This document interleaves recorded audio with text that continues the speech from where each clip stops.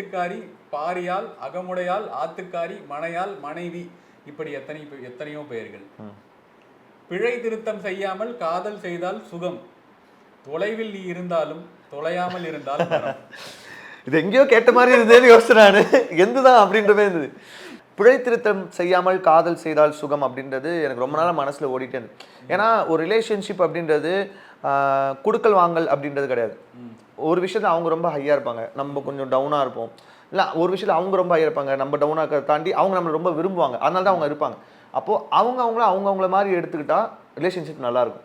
அப்போ பிழை திருத்தம் அவங்கக்கிட்ட இருக்க பிழையை வந்து திருத்த வேணாம். பிழை திருத்தம் செய்யாமல் காதல் செய்தால் சுகம், அவங்கள அப்படியே அக்செப்ட் பண்ணிக்கோ, அக்செப்ட் த ரியாலிட்டி அப்படின்ற மாதிரி எனக்கு ரொம்ப பிடிக்கும். அது என்னோட துணைவியாருக்காக, மனைவியாருக்காக, இல்லால், மனவாட்டி, சகி எல்லாமான அவங்களுக்காக எழுதுனது. 2 நிமிடம் நீ என் கையில் இருந்தாய், மீண்டும் வானில் பறந்தாய், மறைந்தாய். இலக்கணம் நீ, இக்கணம் நீ எந்த கிளையில் சுதந்திரமாக அமர்ந்து இருப்பாய் என்று தெரியவில்லை. ஆனால் நானோ நடமாடும் இந்த மானுட சமுதாயம் என்ற கூண்டில் அடைக்கப்பட்டிருக்கிறேன். பறப்பதற்கு ஆசைப்பட்டபடி ஒரு முறை உன் இறகுகளை இரவலாக வேண்டியபடி. இது சொல்ல அதான் நாஸ்டாலஜிக் மொமெண்ட்ஸ் நீங்கள் ரொம்ப கிளறி விடுறீங்க. இது சுவாரஸ்யமான விஷயம் என்னன்னா, நான் வந்து ப்ரொஃபஸராக இருக்கேன். அப்போ முன்னாடி இந்த ஒரு காலேஜில் வந்துட்டு ஒரு சின்ன ஒரு பறவை, அது ரொம்ப பேர் தெரியாது, அது ஒரு பறவையாக இருந்தது. ஆனால் அது என்ன ஆயிடுச்சுன்னா ஒரு மாதிரி அடிப்பட்டமே கீழே கிடந்து, அதை எடுத்து கையில் வச்சுட்டு எனக்கு எப்பவுமே எப்படின்னா இன்ஸ்பிரேஷன் எப்படி வரும்னா, ஏதாச்சும் ஒரு ஃபோட்டோ பார்த்தாலோ, விஷுவலை பார்த்தாலோ, காட்சிகள் பார்த்து ஏதாவது பார்த்தா டக்குன்னு வரும். அப்போ அந்த பறவை எடுத்து நான் கையில் வச்சுட்டு இருக்கும்போது யோசிச்சேன், எனக்கு பயங்கரமான ஒர்க் ப்ரெஷர் போட்டுருக்கேன், இதை பண்ணு அதை பண்ணி நான் அப்போ யோசினேன், பறவை மாரி பறந்துட்டு இருந்தோம், நான் எங்கே எப்படி இருக்க வேண்டிய கவர்மெண்ட் சார் சொன்ன மாதிரி எங்கே எப்படி இருக்க வேண்டிய நம்ம இப்படி இருக்கோமேன்னு சொல்லிட்டு யோசிக்கும் போது அந்த பறவை வந்து கையில் இருந்து அப்போ டக்குன்னு தோணுச்சு. ஸோ இந்த மானுட சமுதாயத்தை நம்ம எல்லாமே கூண்டுக்குள்ளே அடைக்கப்பட்ட ஒரு பறவை மாதிரி இருக்கும். பறவையோட ஒரு சுதந்திரமே பறக்கிறது தான், மனுஷனோட சுதந்திரமே தானாக இருக்குது தான். ஆனால் நம்ம நாமளாக இருக்காமல் யாரோ ஒருத்தருக்காக நம்ம ஐடென்டிட்டி மறைச்சிக்கிட்டு இங்கே இருக்கோமேன்னு சொல்லிட்டு நினச்சிட்டு இருந்தேன். பறக்கவே இல்லையேன்னு சொல்லிட்டு அதை எடுத்து வச்சேன், பறந்து போயிடுச்சு. எனக்கு அப்போ வந்து தோணுச்சு, இது நிஜமாலே நம்மக்கிட்ட இந்த யூனிவர்ஸ் ஏதோ பேசணுவாங்களே, அப்போ அவ்வளோதான் என் கையில் இருக்கும்போது அது பறக்கலை. ஆனால் அதை வச்சுட்டு சரி தண்ணி கொண்டு வரலான்னு சொல்லிட்டு தண்ணி எடுத்துகிட்டு வர இதுவாக இருக்குன்னொடனே அதுக்குள்ளே பறந்துருச்சு. அது அப்போ தான் தோணுச்சு ஏதோ பிளெஸ்ஸிங்காக இருக்குது அப்படின்னு அன்றைக்கி முடிவு பண்ணேன், இந்த இடத்துல இருந்து மூவ் பண்ணுறேன் நான். அதேமாதிரி அதுக்கப்புறம் தான் நிறைய ஆப்பர்ச்சுனிட்டிஸ் வந்தது. அந்த பறவை வந்து சொல்லிட்டு போச்சு, உன்னோட இடம் இது இல்லை, உன்னோட கூண்டு மாதிரி நீ அடைஞ்சிருக்கடா, நீ வெளியில் போ அப்படின்ச்சு. அதான் வெளில வந்தேன், இந்த இடத்துல பண்ணிட்டு இருக்கோம். இப்படி நகரத்தின் புகையில் புதைந்து இறந்தான், கிராமத்தின் புழுதியை குடித்து உயிர் வாழ்ந்தவன். ஓகே, இது வந்துட்டு என்னோட பிஜி டைமில் பண்ண கவிதைகள் இது எல்லாமே. என்னோட நண்பன் ஒருத்தன் நான் பிஜி டைமில், அவன் வந்து கிராமப்புறத்துலேருந்து வந்தவன் நகரத்துக்கு. அவன் வந்து அவ்வளோ சொல்லுவான். அவன் எப்படின்னா ஃப்ரைடே வந்து லீவ் விட்டாங்க அப்படின்னா சாட்டர்டே சண்டே இருக்கவே மாட்டான், டேரெக்டாக ஊருக்கு போயிடும். நான் ஏன்டா ஏன்னா இதெல்லாம் இங்கெல்லாம் ஒரு வாழ்க்கை, நம்ம வந்து சென்னை தான் நமக்கு உயிர், சென்னை தான் நமக்கு எல்லாமே.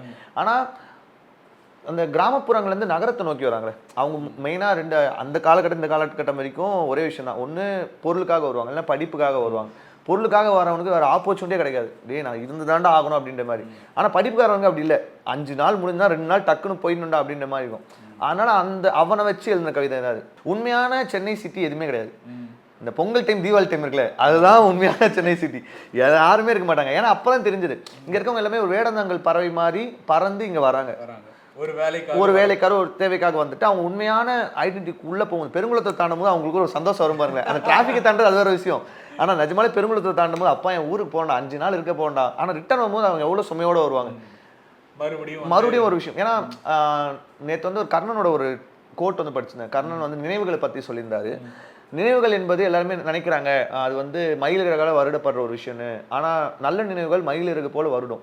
ஆனால் ரொம்ப பாரமான நினைவுகள் வந்து யானையோட பாதை மாதிரி பதிஞ்சிருக்கும், அது அவ்வளோ ஆழமானது அப்படின்றது. அப்போ தான் யோசித்தேன், ஒரு நகரத்துலேருந்து வீட்டுக்கு போயிட்டு மறுபடியும் வரவனுடைய நினைவுகள் வந்துட்டு எவ்வளோ பாரமாக இருக்கும் அப்படின்றது.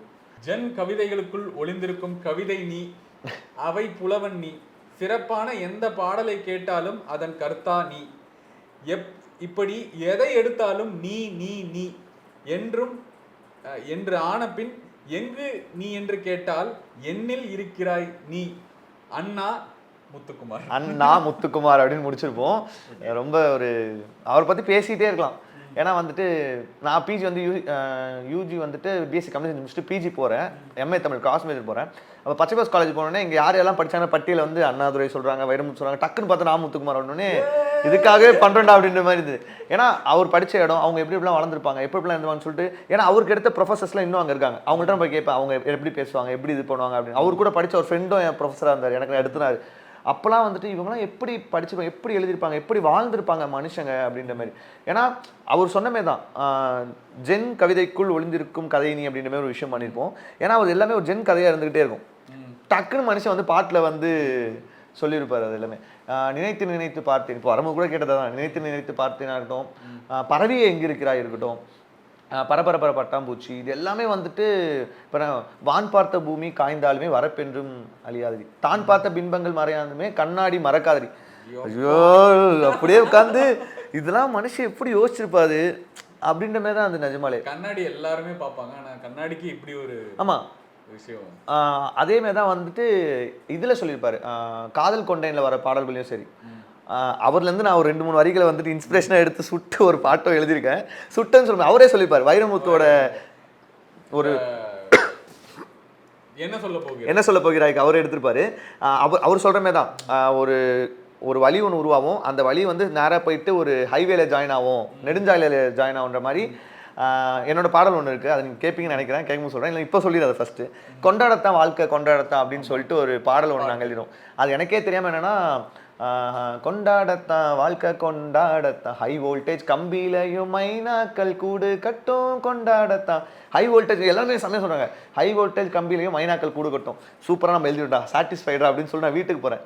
காதல் பாட்டு கேட்குறேன், உனக்கு என இருப்பேன் உயிரையும் கொடுப்பேன் அப்படின்னு போது அதில் வந்து தலைவர் இதே மாதிரி கம்பிகள் மீது மைனாக்கள் கூடு கட்டும் அது போல் நம் காதல் வாழும். ஆஹா, அதான் சொல்றல இப்படி அது வந்து நம்ம என்ன சொல்றது, நமக்குள்ளே எங்கேயோ இருந்திருக்கு, ஆனா அதை வந்து நம்ம மீட் பண்ணுவோம்னு சொல்லுவாங்க. இப்படி எங்க கேட்டாலும் நீ நீ என்று இருக்கும்பொழுது நீ எங்க இருக்கிறாய் என்று கேட்கும்போது நீ எனக்குள்ள இருக்கிறாய், எப்பா நீ எனக்குள்ள வந்துட்ட அப்படின்ற மாதிரி தான் அந்த வரிகள் எனக்கு தோணுச்சு. ஏன்னா ஒரு டைம்ல வந்து அவரை பத்தி அவ்வளோ கேட்டு அவர் பாடல் கேட்டு எப்பவுமே நம்ம ஒரு சேலஞ்ச் பண்ணுவோம்.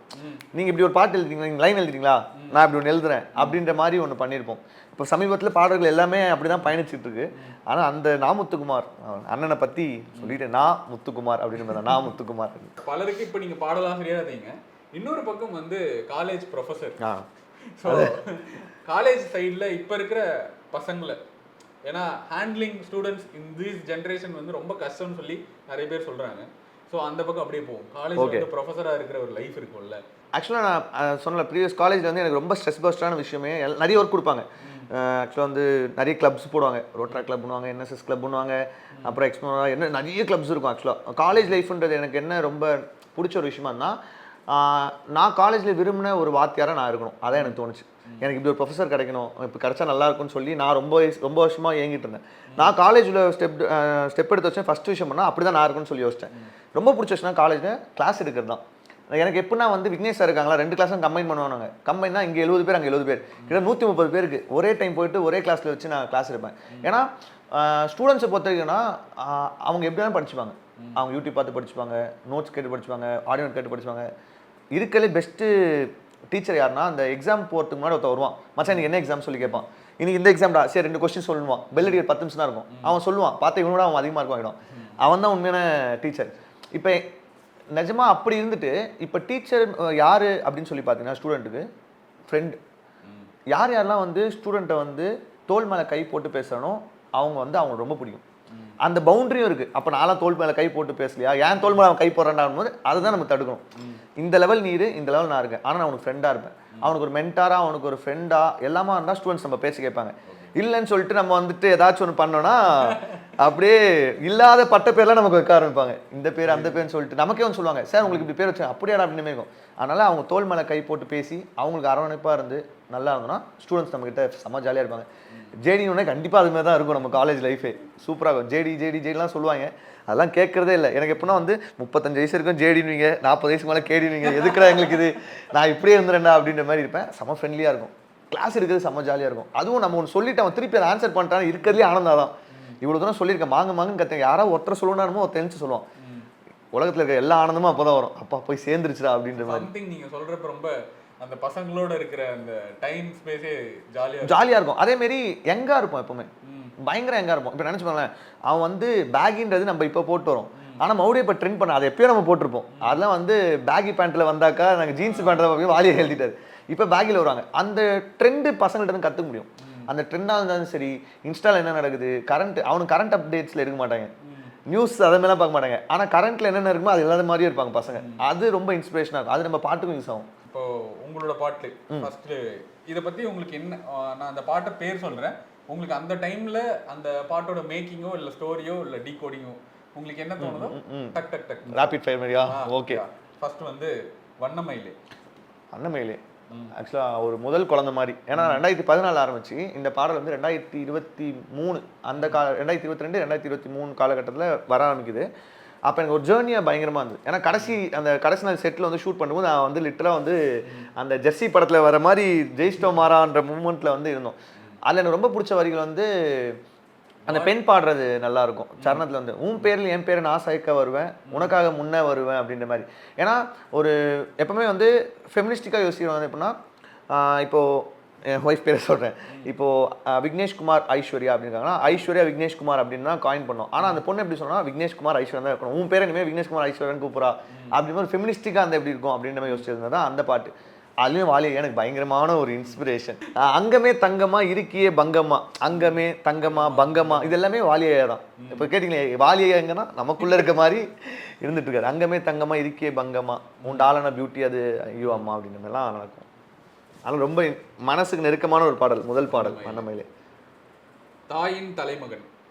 ஆஹா, தாயின் தலைமகன் வந்துட்டு மியூசிக் வந்து ஆடி கிருஷ் அப்படின்னு வம்சி கிருஷ்ணன் என்னோட அண்ணன். அது யாருக்கு இல்லைன்னா என்னோட ஒரு பயங்கரமான க்ளோஸ் ஃப்ரெண்ட் ஏகே பிரியன்னு சொன்னேன், அவருக்காக எழுதப்பட்ட முதல் பாடல். ஏன் வந்துன்னா ஃபர்ஸ்ட் நாங்கள் எப்படி இருந்தோம்னா நானும் ஃப்ரெண்டும் ஏகே பிரியன் 2 பேர் தான் மியூசிக், அவங்க தான் மியூசிக் பண்ணால் நான் தான் எழுதுவேன் அப்படின்னு சொல்லிட்டு ஒரு 10 ஆண்டுகள் அப்படி தான் ட்ராவல் பண்ணிருந்தோம். அவர் தாண்டி முதல்ல எழுதின கம்போசர்னா அது ஆடி கிருஷ்ணன், வம்சி கிருஷ்ணன் தான். அவருக்கு தாயின் அந்த பாட்டு யாருக்குன்னா பிரியனோட பர்த்டேக்கு வந்து டெடிகேட் பண்ணோம். தாயின் தலைமகன் நீ வந்தானே, தாய் போலே வந்தானே, தந்தை சிந்தையில் தினம் தானே, சந்தோஷம் தந்தானே. அவன் எப்படிப்பட்ட கேட்டனா மனதார மகிழ்வானே, பிறரை மகிழ்வித்து மகிழ்வானே தான் இவனே தான், திசைகள் எங்கும் இவன் இசைதான். அவனுக்காக டெடிகேட் பண்ண ஒரு பாட்டு. அல்சைமர் அதுவும் அடுத்து வம்சி கிருஷ்ணன் ஆடி கிருஷ்ணன். அவர் எப்படின்னா வந்துட்டு வீக்லி ஒரு சாங் அப்படின்ற ஒரு டார்கெட்டை வச்சு கிட்டத்தட்ட 100 பாட்டு ஸ்பாட்டிஃபைல ரிலீஸ் பண்ணியிருக்காரு. எனக்கு ரொம்ப ஒரு ஆசையான ஒரு விஷயம் என்னன்னா நீங்கள் அவரெல்லாம் கூப்பிட்டு வந்து இன்டர்வியூ பண்ணணும் அப்படின்றது. ஏன்னா அவர்கிட்ட அவ்வளோ ஸ்டோரி இருக்குது. ஒரு மனுஷன் 100 பாட்டு எல்லாமே கேட்குறாங்க, 100 பாட்டு பண்ணுற முடியுமான்னு. மனுஷன் டக்குன்னு அடிச்சு விட்டார். கேட்டே இருப்பார், தம்பி அடுத்த பாட்டு பண்ணுறேன், டியூன் அனுப்பி எழுதுறேன், ஆனால் இப்போ தானே முடித்தோம், டக்குன்னு எழுது டைமில் அப்படின்னு சொல்லி எழுதுவார். ஆல்சைமரில் எனக்கு ரொம்ப பிடிச்ச என்னன்னா வந்துட்டு மறதியை பற்றி இருக்கக்கூடிய பாட்டு. அது மறதிக்கும் மனுஷங்களுக்கும் சம்மந்தப்படுத்தி ஒரு வரிகள் அதில் இருக்கும். எல்லாமே கண்முன்னாடும் தேடையில் காணா போகும், பின்னாடி வந்ததெல்லாம் சட்டுன்னு மறைஞ்சு போகும் அப்படின்றத எழுதிருவோம். மறதியாக இருக்கவங்க எல்லாமே கண் முன்னாடி தான் இருக்கும், தேடுறப்போ அது கிடைக்காது. இது மறதிக்கு மனுஷன் வந்து பின்னாடி வந்ததெல்லாம் சட்டுன்னு மறைஞ்சு போகும். நம்மக்கிட்ட ஏதாச்சும் ஒன்று இல்லைன்னா இருக்கக்கூடிய மனிதர்கள் வந்து சட்டுன்னு மறைஞ்சிருவாங்க அப்படின்றது. இதுக்கும் ஒரு இன்ஸ்பிரேஷன் ஏன்னா வந்து கைப்புள்ள தான். அந்த கைப்புள்ளையில் வந்துட்டு டே கைப்புள்ள ஆளுந்தா அடிச்சு பாருன்ற மாதிரி என்ன ஒரு பக்கம் காணுன்ற மாதிரி, ஏன்னா ஆபத்துல வந்து யாருமே இருக்க மாட்டீங்க அப்படின்ற மாதிரி ரிலேட் பண்ணி எழுதுனது ஆல்சைமர். அது ரொம்ப ரொம்ப பிடிக்கும் எனக்கு. ராக்காய் ஆக்சுவலாக சொல்லணும்னா ஆண் பாவம் தான் முதல் பாடல் அப்படின்ற மாதிரி எல்லாருக்கும் தெரிஞ்சுது திரைத்துறையில். ஆனால் அதுக்கு முன்னாடி அந்த 2014 ஜேர்னிலேருந்து கிட்டத்தட்ட 2024 வரைக்குமே எக்ஸாஜரேட் பண்ணி சொல்லாமல் தான் எங்கிட்ட 100 பாடல் இருக்குது. நான் எழுதின பாடல் மட்டும். அது வந்து ஷார்ட் ஃபிலிம்ஸாக வந்திருக்கு, இண்டிபெண்டாக வந்திருக்கு, ஜிங்கிள்ஸாக வந்திருக்கு, சிஸ்டமில் ரிலீஸ் ஆகாமல் பாட்டுன்னு நிறைய இருக்குது. இந்த பாட்டில் எப்படின்னா பிச் பண்ணுவோம், ஒரு ப்ரொடக்ஷன் ஹவுஸாக ஒரு டேரக்டர்ஸாக போய் பிச் பண்ணும்போது கிட்டத்தட்ட ஒரு 2 வருஷம் இந்த பாட்டு வந்து சர்க்குலேட்லேயே இருந்துகிட்டே இருந்தது. இவங்க பண்ணலாமா அவங்க பண்ணலாம் கேட்டு கடைசியாக வந்து பாலா வந்துட்டு அவங்க பண்ணாங்க. ரொம்ப ராக்காய் வந்து ரொம்ப க்ளோஸ் டாட் தேக் அது வாலியை தான் ஓடியும். ஏன்னா எல்லாமே கட் பண்ண வார்த்தைகளாக இருக்கும். தேக்கு உன் டாக்கு அது கேட்கும் போது சோக்கு, உன் நாக்கு உன் மூக்கு அது எந்த ஊர் மேக்கு, ஜில் கோக்கு ஜல் வாக்கு என் சாக்கோலாவா கேக்கு நீ தான். எல்லாமே வந்து அவ்வளோ ப்ரிசைஸாக செட் பண்ண மாதிரி இருக்கும். அதே ட்ரெண்டுக்கு ஒன்று பண்ணோம் அப்படின்னும் போது பியாரு பிரேமானு காதல் வேணாமாமா, டேட்டிங் மீட்டிங்லாம் இப்போ போரிங் ஆமா, லிவ் இன் லைஃப்னா நானும் வாராமாமா அப்படின்னு சொல்லிட்டு பொண்ணு சொல்லும். இவ்வளோத்தையும் சொல்லும், டேட்டிங் வேணாம் மீட்டிங் வேணாம், ஆனால் லிவிங் லைஃப்ல நான் வரணும்னு பையன் வந்து ரொம்ப ஹோம்லியாக பிஹேவ் பண்ணுவான். அதில் ராங்கு ரைட்டானா எல்லாம் போச்சு பேபி, ராங்கு ரைட்டானா எல்லாம் போச்சு பேபி, டச்சிங் இச்சிங்லாம் ரொம்ப தப்பு ஹாபி, என்னால் என்ன தர முடியும், கோல்டு கவரிங்கில் தாலி தாரம் பேபி அப்படின்ற மாதிரி வந்திருக்கும். ரொம்ப மனசுக்கு ரொம்ப ரொம்ப நெருக்கமான பாடல் வந்து ராக்காய். ஆனால் இதுவே என்ன ஒரு சோகமான விஷயம்னா இந்த மாதிரி கிட்டத்தட்ட ஒரு 100 பாடல் வந்து பேங்க்லேயே இருக்க, எப்படா ரிலீஸ் பண்ணுவீங்க அப்படின்ற மாதிரி இருக்கும். தாய் உயிர். தாய் உயிர் வந்து 2000 18 நான் வந்து பிஜி படிக்கிற ஃபர்ஸ்ட் இயரில் வந்துட்டு கிராமிய பாடல்களை பற்றி ஒரு ரிசர்ச் பண்ணோம் அப்படின்றதுக்காக நிறைய பாடல்கள் வந்து படித்தேன். ஆக்சுவலாக டியூனே வேறு. ஆக்சுவலாக எப்படின்னா வந்து ஒரு பையன் வந்துட்டு அம்மா இறந்துருவாங்க, அது பையன் பாடுற மாதிரி நான் வந்துட்டு இந்த பாடலை நானே டியூன் பண்ணி நிறைய காலேஜ் போயிட்டு பாடி வின் பண்ணியிருக்கேன். எல்லாருமே வந்து சினிமா பாடல் வந்து பாடுவாங்க, நான் என்ன பண்ணுவேன் அந்த டைமில் வந்துட்டு நானே டியூன் பண்ணி அந்த கிராமிய பாடல் வந்து பாடி இது பண்ணியிருக்கேன். ஆக்சுவலாக ஒரு இடத்துல மறக்க முடியாது, அம்மா இறந்த ஒரு பையன் வந்து என்கிட்ட ஃபீல் பண்ணி சொன்னார், ரொம்ப நல்லா இருந்தது அப்படின்னு சொல்கிறது. டியூனே வந்து வேறு மாதிரி வரும். 10 திங்க என்ன சுமந்து பெத்தெடுத்த தாயே, என்ன பக்குவமாக இடுப்பில் வச்சு பாதுகாத்த நீயே, தொப்புள் கொடி கயிறு அது பிறந்த உடனே அறுபடும், அம்மா நீ வச்ச பாசம் சென்மம் ஏலும் துணை வரும், சிறுநேரம் காங்கலனா பதறி போய் பரிதவிச்ச, சிறுகாயம் நாடஞ்சா உசுறு போக துடிச்ச, விட்ட விட்டு வெளியே போனா புத்தி மதி சொல்லி விட்ட, வாசப்படியில கண்ணை வச்சு வருவரையில கண் மூழிச்ச, பக்குவமா சோற ஆக்கி எனக்கு நெதம் ஊட்டி விட்ட, சலிக்காம கஞ்சி தண்ணி குடிச்சு நீயும் உயிர் வளர்த்த, பட்ட படிப்பு நாம் படிக்க கடன் வாங்கி படிக்க வச்ச, பட்டப்பாடு பத்தலன்னு தாலியையும் அடகு வச்ச, அம்மாவை இறந்த பின்னே தவசம் திதியும் கொடுத்தாலும், அம்மாவை இறந்த பின்னே தவசம் திதியும் கொடுத்தாலும், போன உசுர் திரும்பாது வச்ச பாசம் கிடைக்காது, போன உசுர் திரும்பாது வச்ச பாசம் கிடைக்காது, தாயிலந்து நிக்கிறவன் சொல்லுறத கேட்டுக்கங்க, தாயிலந்து நிக்கிறவன் சொல்லுறத கேட்டுக்கங்க, அம்மா உசுரோட இருக்கும் போதே நல்லா வச்சு பார்த்துக்கங்க, உசுரோட இருக்கும் போதே பத்திரமா பார்த்துக்கங்க அப்படின்னு அது அப்படியே இப்போ கிளறி விட்டீங்க உள்ளேருந்து. 2018 அப்படியே வந்து 8 வருஷம் ஆயிடுச்சு. ஆடிகிருஷ்ண் அவர் தான் உயிர் கொடுத்தது. என்னுடைய கர்த்தா அப்படின்னா ஆடிகிருஷ்ணா, அண்ணா இது எழுதிருக்கா தம்பி கொடு உடனே பண்ணிடலாம் அப்படின்னு சொல்லிட்டு பண்ணாரு. அவர் பண்ண டியூன் எக்ஸ்ட்ரானரியாக, இப்போ நீங்கள் நான் பாடின டியூன் வந்து என்னோட டியூன் ஓனாக இது பண்ணி கிராமிய பண்ண, ஆனால் அவர் டோட்டலாக டிஃப்ரெண்டாக ஒன்று பண்ணி காமிச்சிட்டு லிட்டலாக அழுவச்சிட்டார் எங்களெல்லாம் அந்த தாய் உயிர் கேட்டு. அது வந்து நான் அவருக்காக டெடிகேட் பண்ண ஒரு பாடல். அது வந்து ஆடிகிரிஷ் அவங்களுடைய அம்மாக்காக நாங்கள் டெடிகேட் பண்ணது. அம்மா ஆக்சுவலாக தவறிட்டாங்க அந்த டைமில், அவருக்காக நான் ஒரு பாடல் பண்ணோம் அப்படின்னு சொல்லிட்டு அது அவருக்காகவே, அது கரெக்டாக அந்த யூனிஸ் சொல்லலை, நீ ஒரு விஷயத்தை பண்ணு அது இங்கே வரும்டா அப்படின்ற மாதிரி அப்போ பண்ணது இங்கே தான் வரணும் அப்படின்னு சொல்லி வந்திருக்கு. அது அம்மாக்காக பண்ண ஒரு பாட்டு கொண்டாட்டம். கொண்டாடத்தான் ஃபஸ்ட்டு அனனை பட்டக்கா அவங்கள பற்றி சொல்லணும். அவங்க வந்து நிறைய பாடல் வந்து ராஜசருக்கு வழிநெடுக காட்டுமல்லி அந்த பாட்டு, மெஹபூபா அந்த மாதிரி அதெல்லாம் கேட்டிருப்போம் நம்ம. அப்போ நம்ம யோசிப்போம்ல எப்படிலாம் பாடுறாங்க இவங்களுக்குலாம் நம்ம வரிகள் எழுதினா எப்படின்றதுக்கு ட்ரீம் கம் ட்ரூ மூமெண்ட் வந்துட்டு நடந்தது. அதுக்கு வந்து மிகப்பெரிய ஒரு காரணம் சித்துக்குமார் அண்ணா தான். ஆக்சுவலாக வந்து அவர் எப்படி சொல்லுவார்னா, தம்பி ஒரு ஆப்பர்ச்சுனிட்டி இருக்குது, நீ கிராக் பண்ணனா அது உனக்கு அப்படின்னு தான் சொல்லுவார். இப்போ எல்லாருமே என்ன ஆப்பர்ச்சுனிட்டி இருக்குது, இவன் எனக்காக தான் பண்ணணும், இவன் பண்ணிவிடும் அப்படிலாம் சொல்ல மாட்டாங்க. டேலண்ட்டை நீ ப்ரூவ் பண்ணனா உனக்கு இருக்குது அப்படின்ற மாதிரி சொன்னார். அதே மாதிரி தான் அனனை பட் அவங்கள்ட்ட வந்து சொல்லி அந்த பாடல் வந்து எனக்கு கொடுத்து அவங்க வந்து ரொம்ப ஹாப்பி ஆகிட்டாங்க. கொண்டாடத்தான் வாழ்க்கை கொண்டாடத்தான், ஹை வோல்டேஜ் கம்பியிலையும் மைனாக்கள் கூடு கட்டும், கொண்டாடத்தான் வாழ்க்கை கொண்டாடத்தான், கஷ்டம் வந்தால் தூக்கி போடு, இஷ்டம் போட ஆட்டம் போடு, வம்பு தும்பு தேவையில்லை, அன்பை தாண்டி எதுவும் இல்லை. அதே தான் கேட்டுக்கோ லக்கு 1/4 கிலோமீட்டரோ இல்லைனா வந்து எல்லா ஒரு இன்ஸ்பிரேஷனாக ஒரு வரிகள் வரணும்னு சொல்லிட்டு போட்டதான் கொண்டாடத்தான் வாழ்க்கை கொண்டாடத்தான். இந்த வருஷம் தான் ரிலீஸ் ஆச்சுல்ல? ஆமாம். இந்த ஆக்சுவலாக என்னன்னா கடவுளுக்கும் இயற்கைக்கும் நேரத்துக்கும் நன்றி சொல்கிற மாதிரி இந்த வருஷம் ஆரம்பிச்சிலேருந்து எனக்கு நிறைய வாய்ப்புகள் வந்து வந்துட்டுருக்கு. கடவுளோட புண்ணியத்தில் உங்களை மாதிரி நல்ல மனிதர்கள் சுற்றி இருக்கிறதுல நிறைய வாய்ப்பு. ஆமாம் நிறைய. ஏன்னா ஒரு ட்ரீம் கம் ட்ரூ மொமெண்ட்னு ஒன்று இருக்கும் நம்ம எல்லாருக்குமே. இப்போ நம்ம எழுதின பாட்டு ஒன்னாச்சு சினிமாவில் வந்துடாதா, ஒரு போஸ்டரே நம்ம பேர் பார்த்த முடியாது அப்படின்னு சொல்லலாம் ஏங்கின டைம் இருக்கும். நான் வந்து பைக்கில் போயிட்டு இருக்கும்போது ட்ராவல் பண்ணும்போது பார்க்குறேன் ஆண்பாவம் போஸ்டர் பக்கத்தில் ஆரமொழி போஸ்டர், இது ரெண்டுத்தையும் பக்கத்தில் பார்த்த உடனே நான் அப்படியே நிப்பாட்டி அப்படியே பைக்கு ஓரம் கட்டி நடந்து வந்துட்டு போஸ்டர் கொண்டாந்து பார்த்து அதை ஃபோட்டோ எடுத்து வச்சுக்கிட்டேன். ஏன்னா நம்ம நினச்சது ஒன்று, இங்கே நடந்துக்கிறது 1க்கு 2 வந்து உனக்கு சந்தோஷத்தை தருதா அப்படின்ற மாதிரி மொமெண்ட்டாக இருந்தது. ஆனால் இந்த வருஷம் ஆரம்பிச்சதுலேருந்து கொண்டாடத்தான் வாழ்க்கை கொண்டாடத்தான் அப்படின்ற மாதிரி.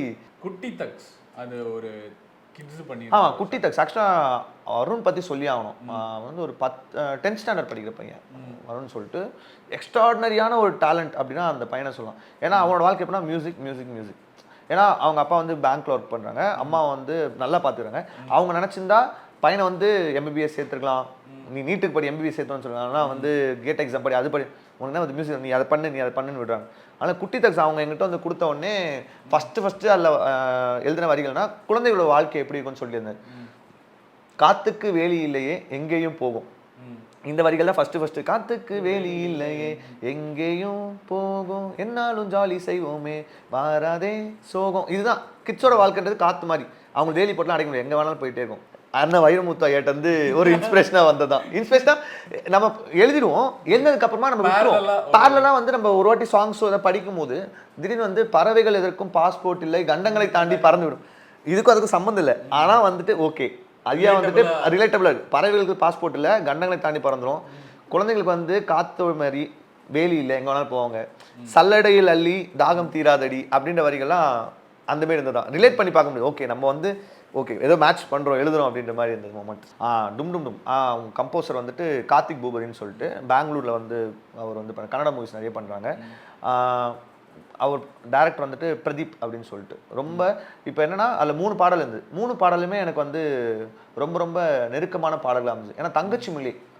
ஏன்னா எனக்கு எப்போ ரொம்ப பிடிக்கும்னா நம்ம ஒரு வார்த்தையை வந்து கொடுக்குறோம் வெளியில் அப்படின்னா அதுக்கான இது ரொம்ப ஓல்டாக இருக்குது. இதில் வந்து நான் ஒரு இன்டர்வியூ பார்த்தேன், யுகவதி சார் வந்து ராஜ் சார் சொன்னார் வார்த்தையில் என்ன தீண்டத்தகாத வார்த்தை, எல்லா வார்த்தையும் நல்ல வார்த்தை தான்யா அப்படின்னு. அப்போ யோசிச்சேன் எல்லாமே சொன்னாங்க ப்ரோ இது கொஞ்சம் ஓல்டாக இருக்குது ப்ரோ இது கொஞ்சம் ட்ரெண்டியாக இல்லை ப்ரோ அப்படிலாம் சொன்னாங்க. நான் வந்து இப்போ வந்துட்டு அழகிய நிலவவை அப்படின்னு ஒரு வார்த்தையை கொண்டு போய் யார்ட்டையே கொடுக்குறாங்கன்னா அழகிய நிலாவே பழசு அதுதான் அழகிய நிலா அப்படின்னா ரொம்ப யோசிப்பாங்க. ஆனால் அதே வந்து ஒரு கலையவ அழகிய நிலவா அப்படின்னா இதைத்தானே நான் அங்கே சொன்னேன் அப்போ சொல்லும் போது இதுன்னு சொன்னீங்க. இப்போ கொண்டாடிங்க நிலைமை இருக்கும். அப்போ தெரிஞ்சுது அந்த வார்த்தையோடைய உயிரோட்டம் எப்போதுன்னா ஒரு டியூன்லேயும் ஒரு சிங்கர் வரும்போதோ அதை அப்படியே மாற்றுறாங்க. ஒரு பிரதீப் குமார் அண்ணா மாதிரியோ இல்லை சிக்ஸ்ராம் சார் அவங்கள மாரி ஆட்கள் வந்து பாடும்போது அது எங்கேயோ போயிடுது. இல்லை நியூவாக வந்து யார் பண்ணாலுமே அவங்களுக்கு குரல் வளர்த்தும் போது அதை எங்கேயோ கொண்டு போய் சேர்த்துறாங்க. அதனால வந்துட்டு இந்த பாடல் வரிகள் வந்து ரொம்ப ரொம்ப ரொம்ப மனசுக்கு நெருக்கமாக இருந்தது.